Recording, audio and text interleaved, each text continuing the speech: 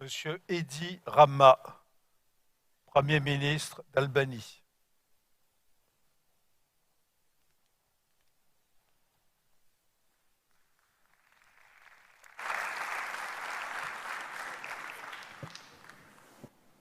Dear friends, as you can imagine, I am among the tallest prime ministers in the world. And so the temptation to talk about the world is very big. But my country is among the smallest in the world. So the need to speak about it is also very big. And I'll try to resist the temptation and to fulfill the need without being boring. And I hope with your patience to have a certain success. I very much believe globalization is here to stay as long as we live in the same planet, as long as we are warmed by the same sun, as long as the deepening of our interconnections has become unstoppable. Our genuine interest in across the board and beyond the borders cooperation is growing bigger despite reluctances and rejections. And multilateralism is and should remain the instrument for cooperation. The problems we are dealing with today are every day more interrelated. Take climate change. And by the way, we all know that global warming is not just a climate issue. It is a development issue, a security issue, an issue that affects the strength or the weakening of world peace as a whole and of peace in various regions, an issue with long-term impact. Therefore, the more effectively we deal with it, the better to prevent natural disasters, fires, floods, droughts, rising water levels, loss of land, etc. Is not today the COVID-19 pandemic a global issue, which has taken so many lives compared to the loss of a world war? Are we able, as isolated nations, to fight against this plague of modern times? We saw it, and the answer is, of course, we are not. The same logic, in my view, goes for security issues, for the fight against international terrorism, for the cyber war, for a supply with drinking water and food for all, for the attainment of a sustainable and long-term development with the aim of leaving no one behind, and so on and so on. In these times of global challenges, which are also times of trust challenges, a global approach is required. The commitment of all of us within the structures we have set up is required. But for sure, adopting these structures to meet today's challenges is a must, and not in an hegemonic, but in a harmonic way, I might say. Albania believes that the renewal of a profound commitment to effective multilateralism is more necessary than ever, so as to deliver on peace, democracy, human rights and development. Within this frame, we strongly support the vision and the ambitious reform agenda of the UN system and that of the Security Council as well.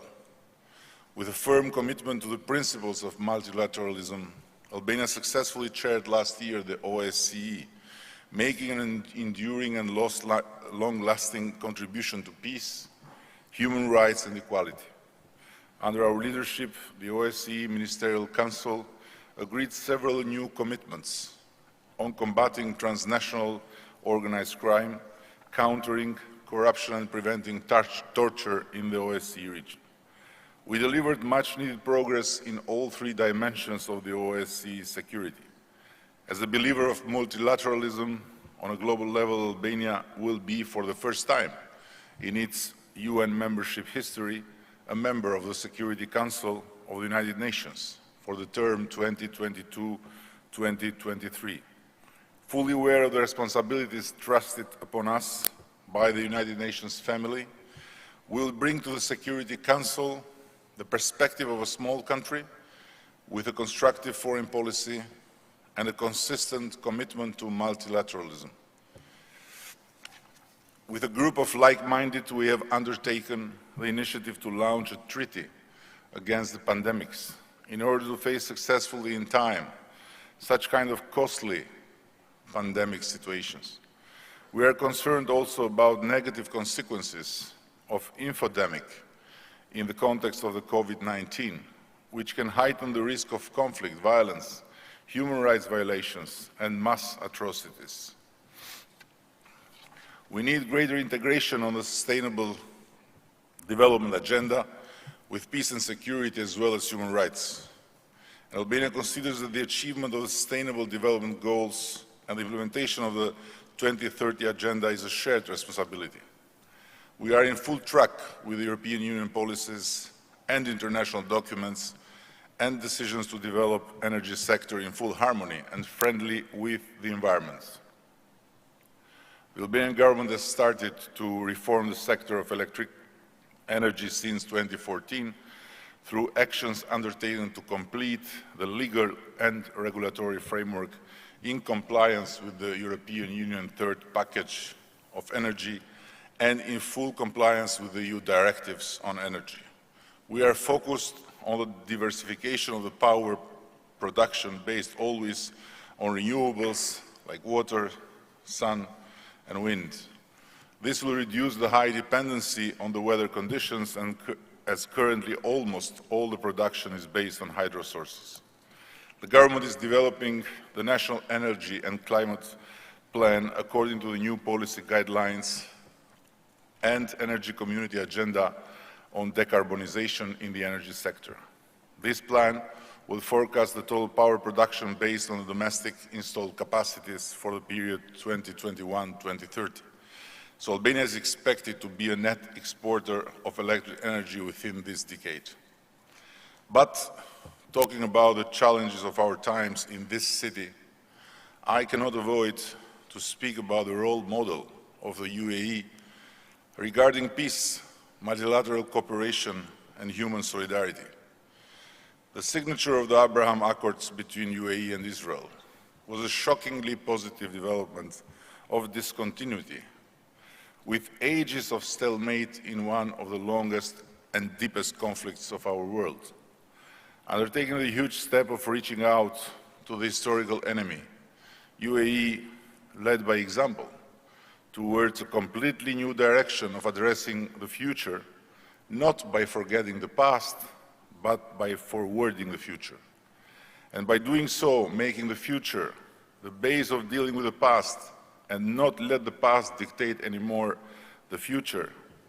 This major development in the history of peacemaking, it is a true source of inspiration for the world, as well as for us in the Balkan region, where for so long time, bloody wars and conflicts have prevented people of different nations to see themselves as humans and deal with each other humanly.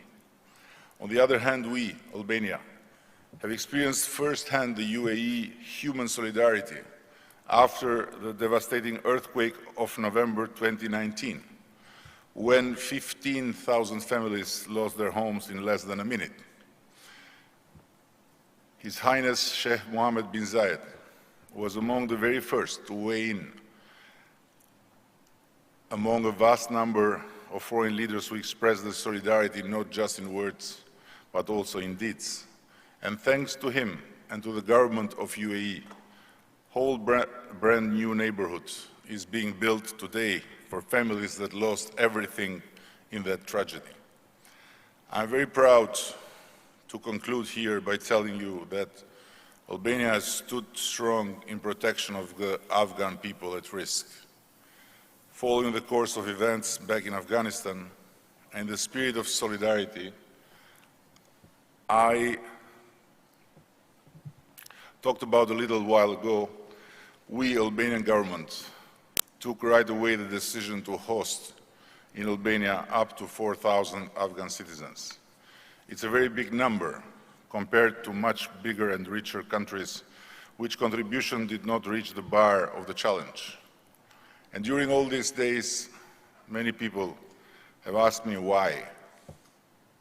And my answer is very simple. First of all, by doing so, we've honored our history and our tradition.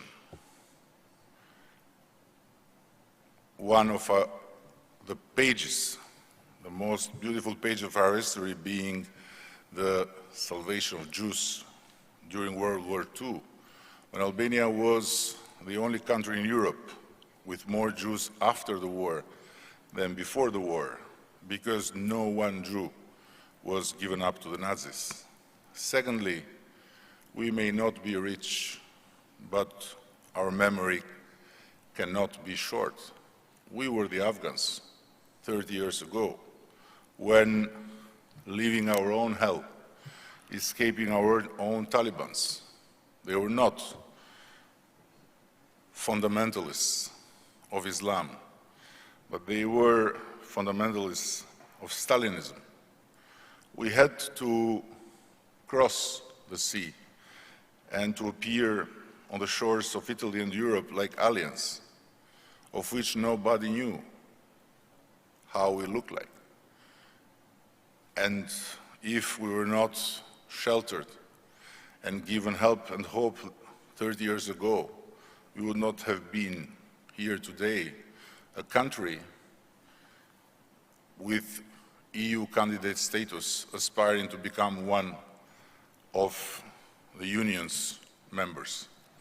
And thirdly, maybe most importantly, we did it because we owe it to our children. They should not be raised in an environment where they are told to shut the door, to live in fear, to turn the back to them in need, but they should learn by deeds, not by words, that in this life there is a time to ask and there is a time to give. Thank you very much.